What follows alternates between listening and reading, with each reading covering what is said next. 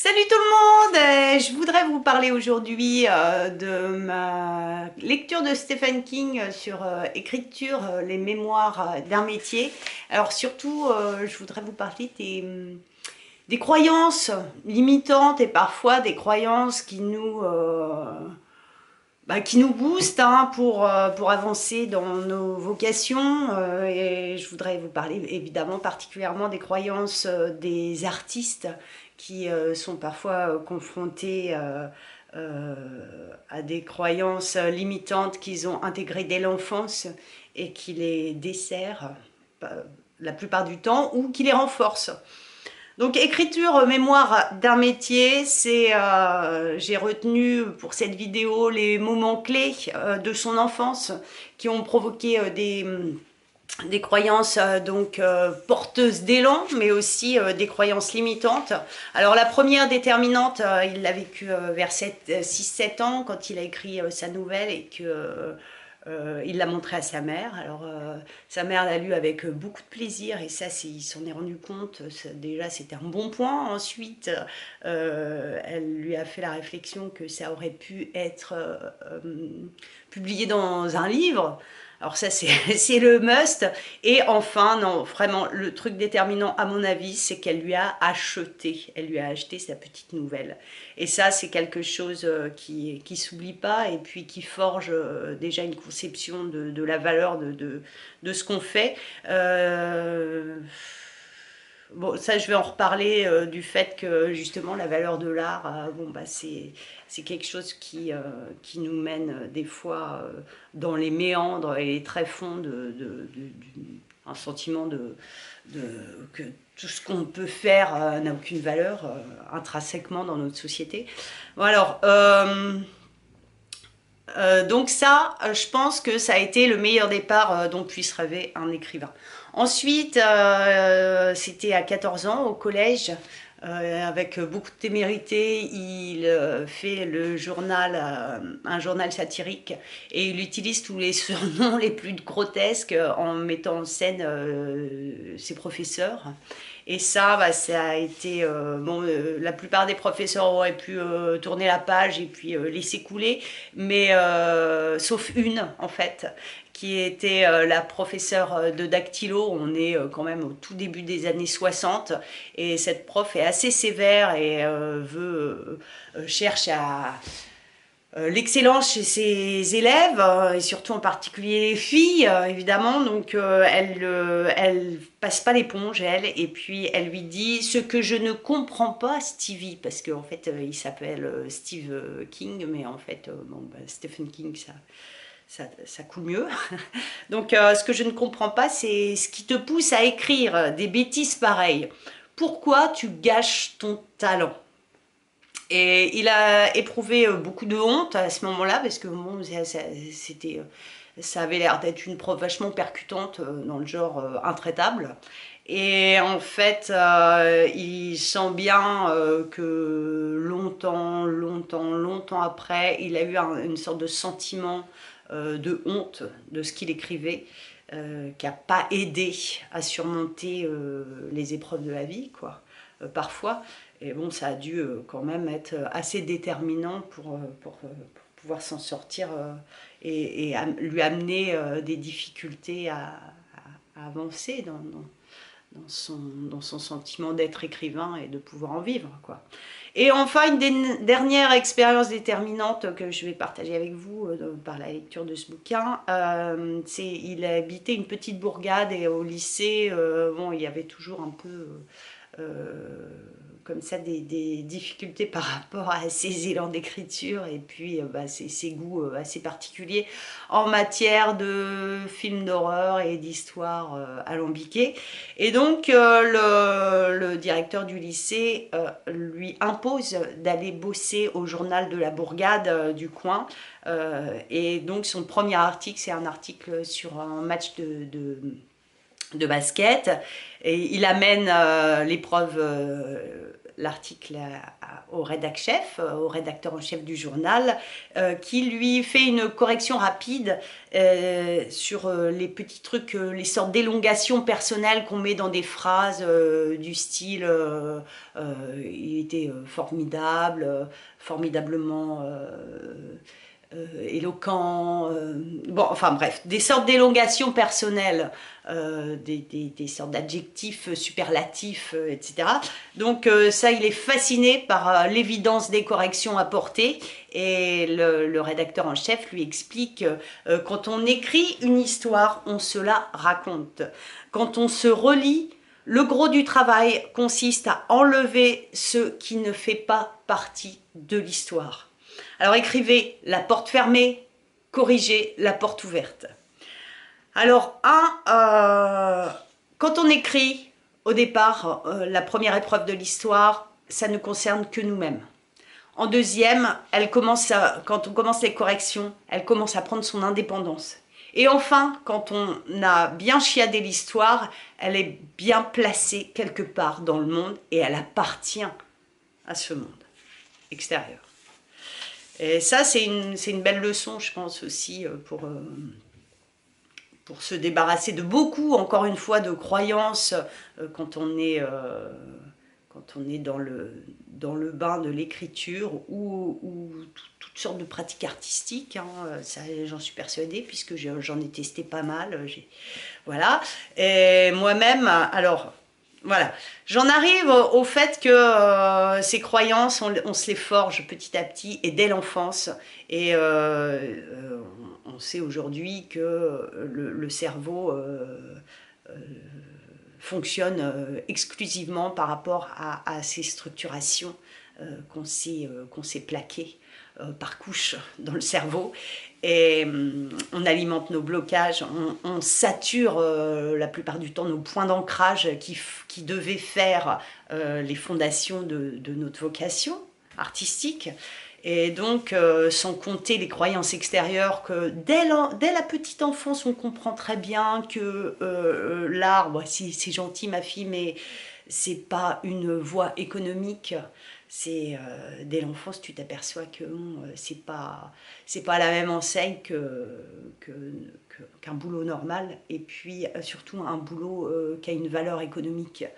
Ça, c'est vraiment une croyance vraiment générale dans nos sociétés occidentales, qui ont été extrêmement alimentées par le fait à l'école, on forme des employés, donc ça, il n'y a pas que les artistes qui sont confrontés à ce problème, c'est qu'on veut former des gens qui obéissent, qui cherchent un emploi, et pas du tout des gens qui, par leur initiative et leur créativité, peuvent aspirer à l'entrepreneuriat.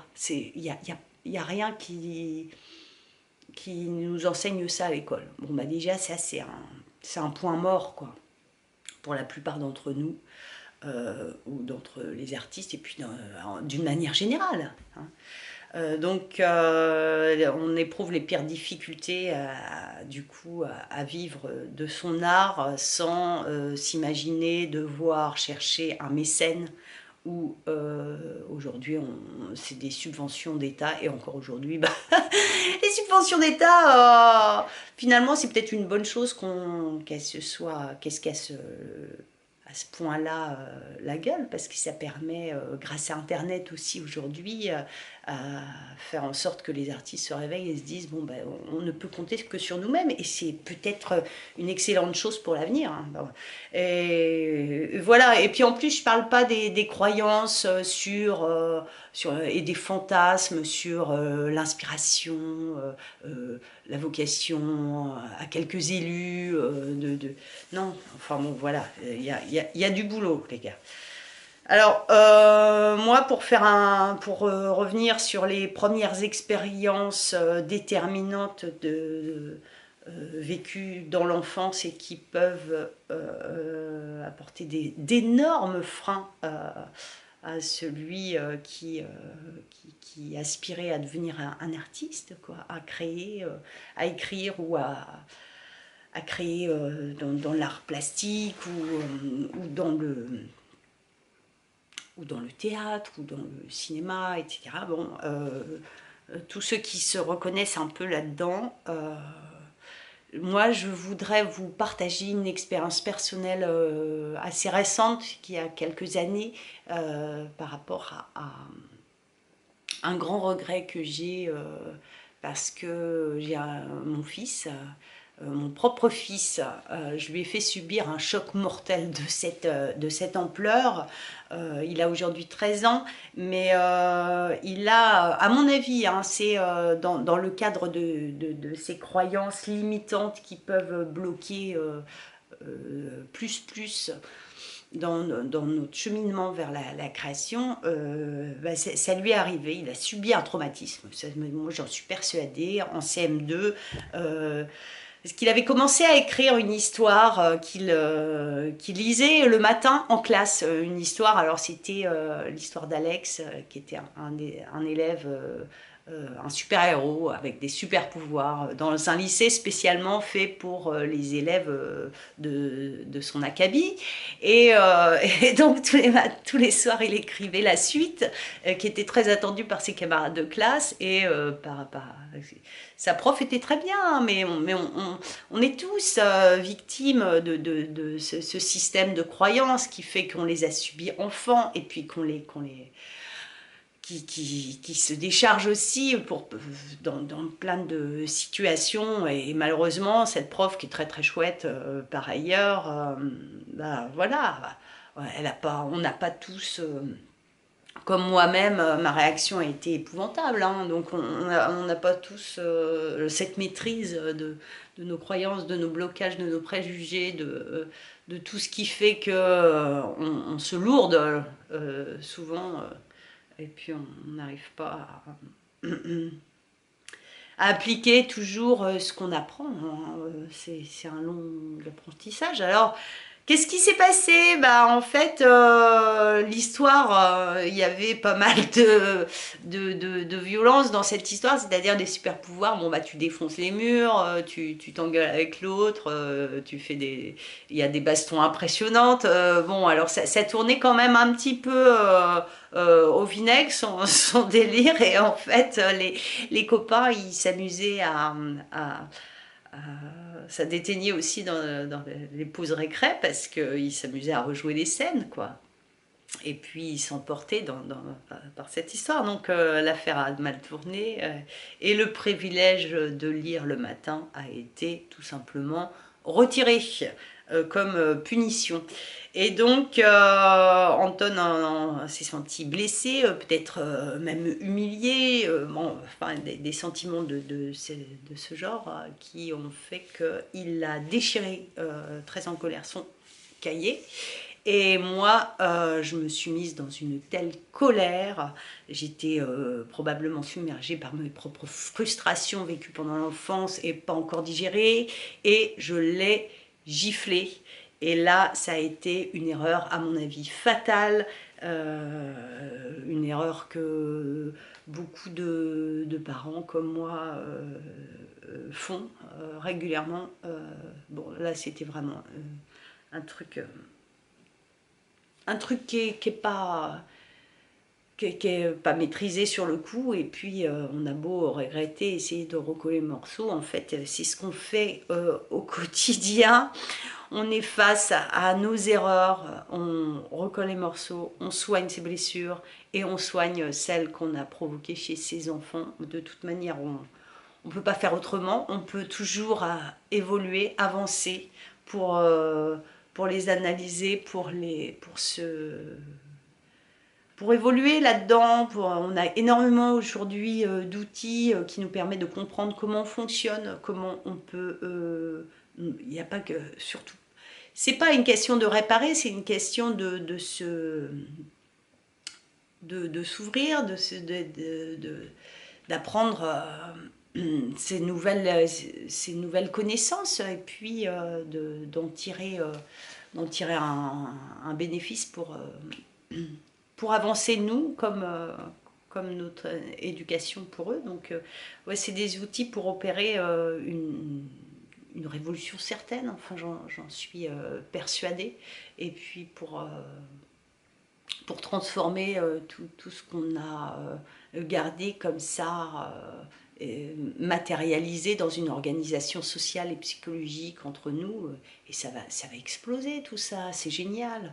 Enfin, moi je trouve que y a de l'espoir, et même si on fait parfois des erreurs quand même plus que fatales, quoi, grossières, y a rien de, y a rien de terminé, parce que moi je passe mon temps à essayer de surmonter toutes ces croyances pour pouvoir, je les décortique, je les analyse, et puis j'apprends, notamment par des formations diverses et variées et super intéressantes à aller au-delà de tout ce qu'on a appris jusque-là, parce que c'est des découvertes révolutionnaires quand même qu'on est en train d'avoir. On est en train d'avoir accès à des connaissances incroyables qui va nous permettre de nous élever par rapport à tout ce vécu qu'on a alimenté pendant des décennies, des siècles, et puis on avance. Et voilà, donc je vous conseille, pour ceux qui s'intéressent, un vieux bouquin, hein, quand même, c'est une vieille édition déjà, Écriture, mémoire d'un métier de Stephen King. Ça vous apprendra pas mal de choses sur tout ça. Et puis moi je suis en train de le lire, donc j'ai pas fini, je vous en reparlerai peut-être bientôt. Allez, bonne journée à tous, et puis à très vite.